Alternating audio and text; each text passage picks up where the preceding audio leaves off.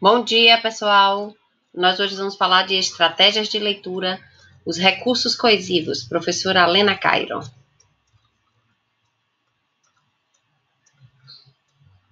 Adoro essa imagem, olha que imagem bacana, né? Uma espécie de imitação de seres humanos encaixando peças de quebra-cabeça. É exatamente assim, olha, bem coeso, bem unido, que deve estar um texto. Então, quando a gente produz um texto, ou quando a gente lê um texto, é exatamente essa coesão que a gente deve procurar e que a gente deve encontrar. Olha só. O que é a coesão, então? É uma união harmônica entre uma coisa e outra. É a harmonia, a coesão das partes de um estado, de um texto, né? De alguma coisa, de um elemento. É o uso correto dos aspectos gramaticais que conectam os elementos de um texto, deixando esse texto claro e compreensível.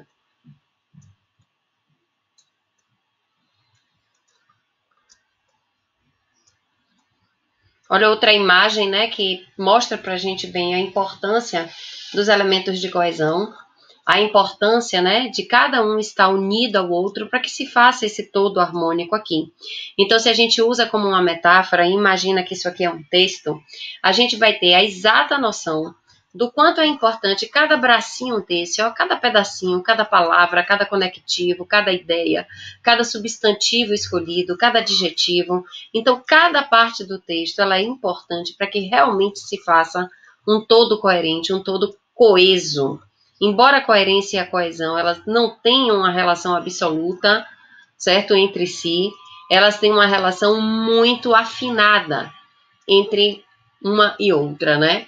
Olha só, a gente vai estudar isso mais adiante um pouquinho, porque existem textos que são coesos, eles estão bem unidos, né, os elementos todos do texto, mas eles às vezes não têm lógica, não têm coerência.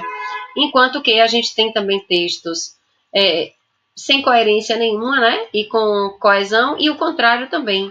Textos sem coesão, mas que têm uma coerência, uma lógica. A gente vai ver alguns casos e vocês vão perceber que, na verdade, às vezes outros elementos compõem a coesão nos textos que aparentemente não a têm. Então, aqui os conceitos de coesão e de coerência. O que vem a ser coesão? Coesão é a ligação textual através de elementos linguísticos específicos. Então, pronomes, advérbios, substantivos, sinônimos, palavras conectivas, como as conjunções, conjunções subordinativas, conjunções coordenativas, e a gente vai ter diversos elementos, como a preposição também, que fazem a coesão textual. A coerência é a relação harmônica que se estabelece entre as partes de um texto, em um contexto específico, e que é responsável pela percepção de uma unidade de sentido. A coerência tem relação com a interpretação do texto, com o sentido, com o significado, enquanto que a coesão com elementos linguísticos específicos que estão dentro do texto. A coesão pode ser referencial, pode ser lexical, aqui é o campo do vocábulo, o campo da palavra, e ela também pode ser sequencial. Uma coisa que é importante, às vezes essas coesões aqui, esses tipos, eles são classificados de forma distinta para que a gente possa, de forma didática em sala de aula, estudar cada um deles. Mas muitas vezes eles se repetem ou eles podem ser classificados em mais de uma categoria. Então, às vezes é lexical e referencial, às vezes é sequencial e referencial. Então, a gente tem essa possibilidade de que as categorias elas se encontrem, né? Que um elemento pertença, de repente, a mais de uma categoria. Mas, para fins didáticos, né, a ciência, no caso a ciência da língua, costuma também classificar e categorizar os tipos, né, de cada coisa que a gente estuda. Então, mais uma vez, o que é coerência? Coerência é o sentido, né, que estabelece a lógica interna de um texto e cria uma linha de pensamento, uma linha de sentido, uma linha lógica, uma linha, certo, de abordagem que vai ter todo um significado. E o que vem a ser coesão? é a criação de uma sequência harmoniosa entre os diversos momentos do texto. Eu gosto mais até da palavra elementos do texto. Então, entre as partes do texto. A coesão por referência é um dos tipos, a gente vai agora estudar cada um deles, né? E estudar de forma introdutória ainda. A gente vai começar o assunto.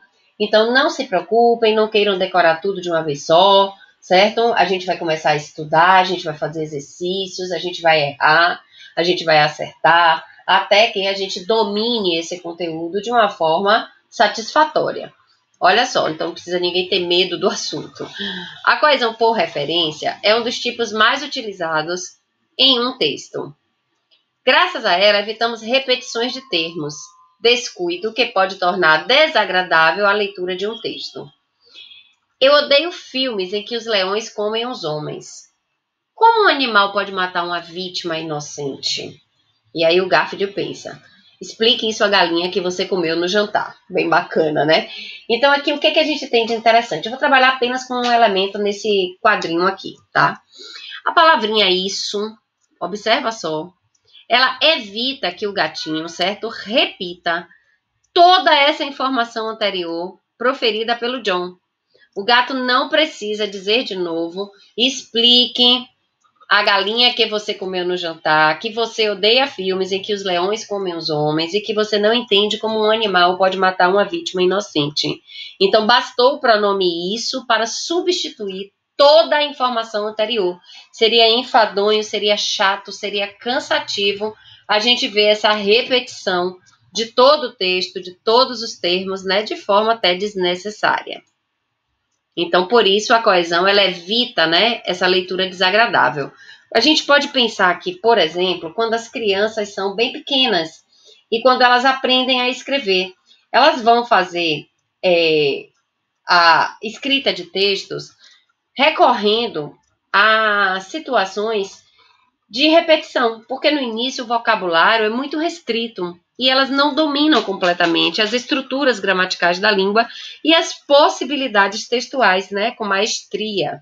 Então você vai ver, por exemplo, uma criança começar a escrever um texto, uma redaçãozinha quando ela é pequena, e ela vai dizer, por exemplo, mamãe viu a flor, mamãe cheirou a flor, mamãe pegou a flor. Mamãe colocou a flor no jarro. A flor é cheirosa. A flor é amarela. A flor é bonita. Então, essa repetição é muito fofa, é muito bonitinha, quando a criança ela está se alfabetizando, começando na primeira, segunda série ainda, certo? A escrever, a fazer mini composições, mini redações. Então, todo mundo acha muito bonito, acha muito bacana, mas é natural que esse usuário da língua, esse falante, essa criança cresça e ela vá se tornando um adulto competente em relação ao uso da língua.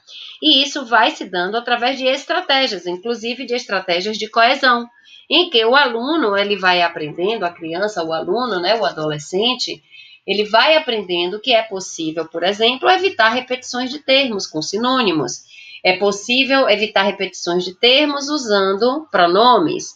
Então, a gente tem diversas estratégias de escrita de texto que facilitam a nossa produção.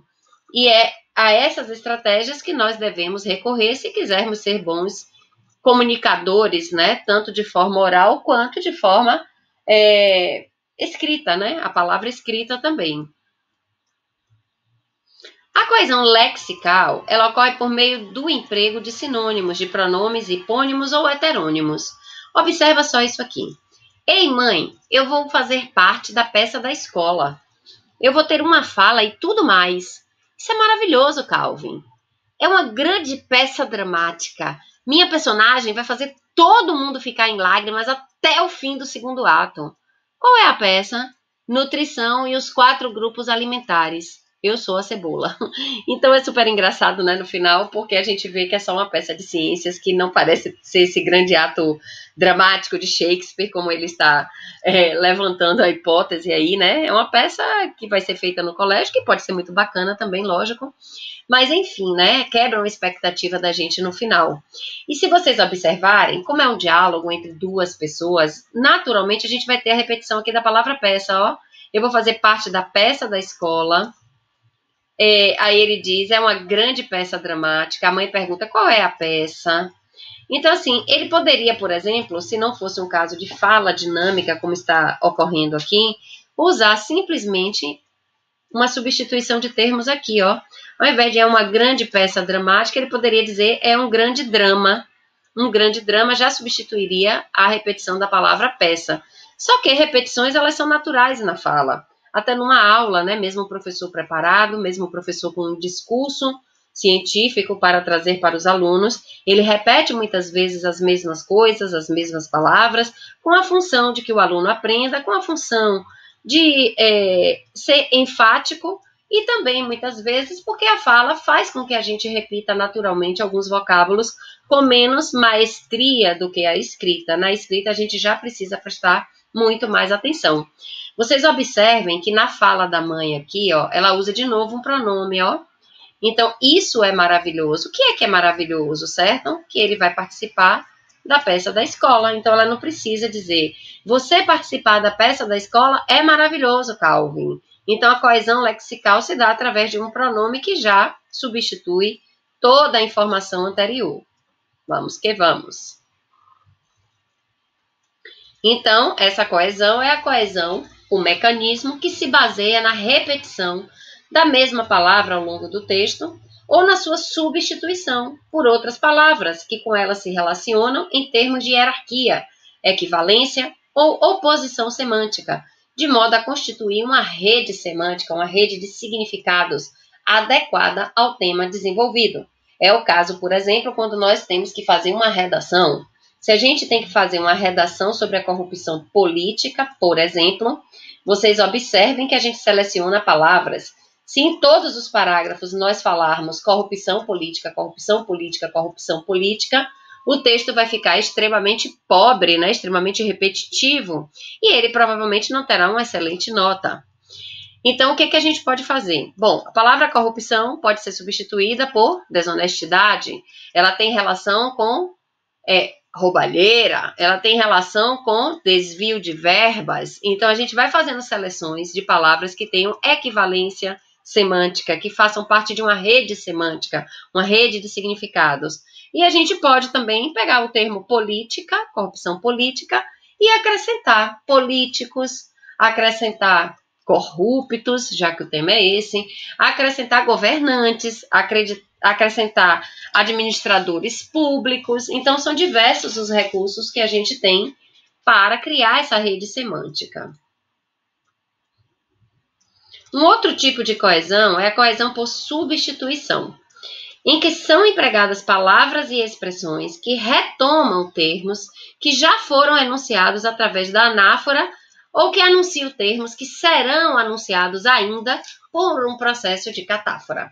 Nas próximas aulas, nós falaremos de anáfora e catáfora.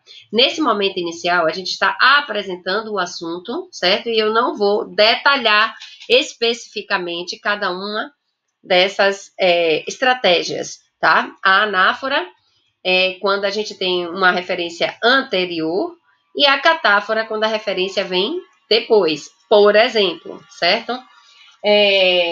Trabalhar, estudar, ficar no computador, limpar a casa, cuidar dos filhos, fazer compras, isso me cansa. Então, é um caso de anáfora, porque antes do pronome isso, eu disse todas as coisas que me cansavam. Eu poderia agora dar um outro exemplo de catáfora. A catáfora é o processo contrário, certo? Vai ser depois. Então, eu digo assim, comprei tudo, : banana, maçã, tomate, cebola, cebolinha, chocolate, leite e sobremesa. Então, tudo que eu estou dizendo vai ser enumerado, enunciado depois. Quando é depois, é um processo de catáfora. Quando é antes, é um processo de anáfora. Eu gosto de ensinar meus alunos a pensar por aqui, ó. Antes. Anáfora, antes. Catáfora vira depois. Mas vamos ver agora. Como você chama isto? Observa que esse texto é um texto verbal e não verbal ao mesmo tempo. Então, a gente tem uma linguagem mista no texto. A gente vai ver aqui, olha. Como você chama isto? Ele está olhando para o prato com a comida. Então, provavelmente, o isto é isto que está no prato. Helga, a esposa dele, responde: não tem um nome para isso. Simplesmente juntei algumas sobras. Ele se levanta, me recusa a comer comida anônima. Olha que a palavra isto, isso e comida anônima e sobras também no final das contas vão fazer uma rede semântica. Qual é o detalhe aqui? O isto é o que ele olha, o que ele observa. Ela entende perfeitamente e explica o que foi esse isso, que depois ele chama de comida anônima. Então houve a substituição, no caso por um pronome, né? Poderia ser outro tipo de elemento. A coesão por elipse, ela ocorre por meio da omissão de uma ou mais palavras, sem que isso comprometa a clareza de ideias da oração.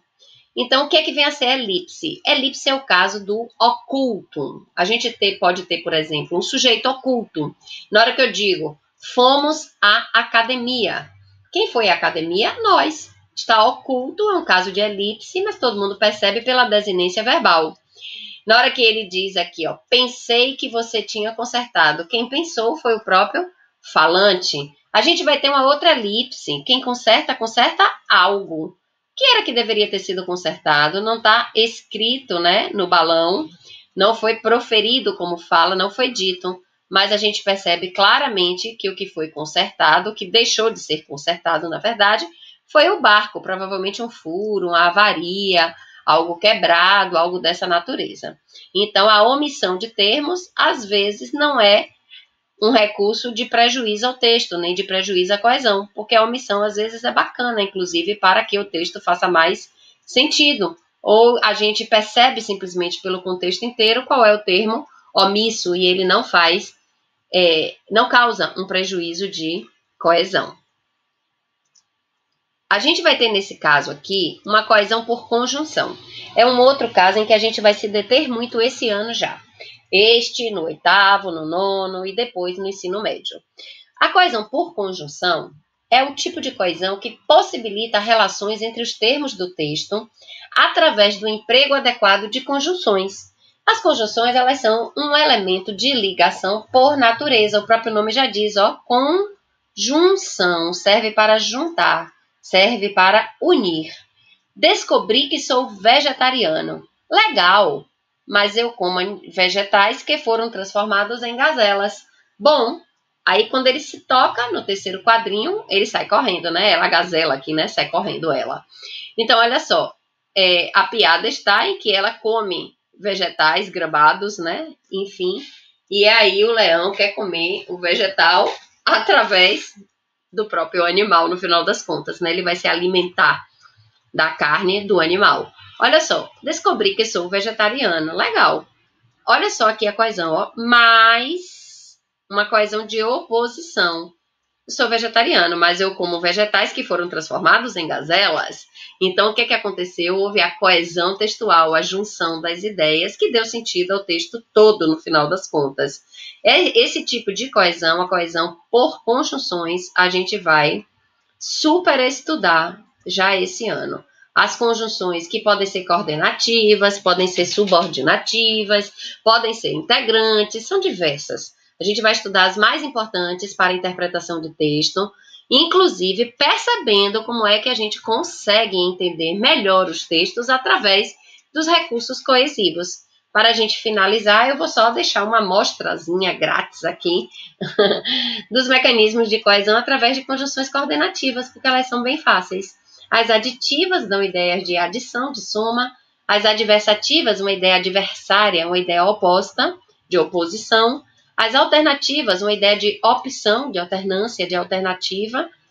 As conclusivas, obviamente, de conclusão. E as explicativas, o próprio nome já diz, né? De explicação. Olha só, se eu disser simplesmente estudo, e aí eu vou fazer a coesão no meu texto, com as conjunções. Estudo e trabalho bastante. Aditiva, somei duas ações. Eu poderia dizer, estudo, mas não passei de ano. Mas não passo de ano, aliás, né? Porque eu usei no presente. Vamos lá.